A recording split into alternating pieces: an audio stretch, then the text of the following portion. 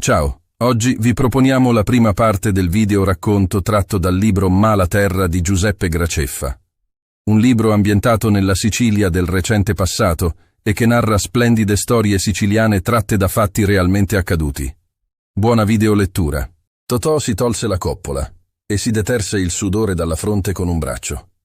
Arrotolò ancora di più le maniche della camicia e infilò il cappello in una delle due grosse ceste di vimini che stavano appese ai lati del mulo.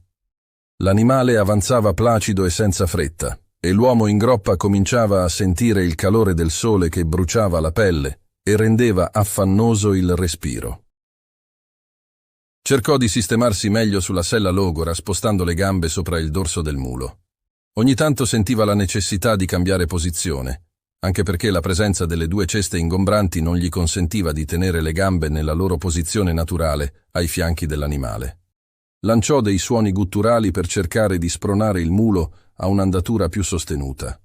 Ma quello non sentiva ragioni, e incurante a ogni sollecitazione metteva una zampa dietro l'altra con estrema tranquillità, lasciando dietro di sé, ad ogni passo, una piccola nuvola di polvere che restava sospesa in aria per qualche attimo, per poi dissolversi inghiottita dalla luce del sole.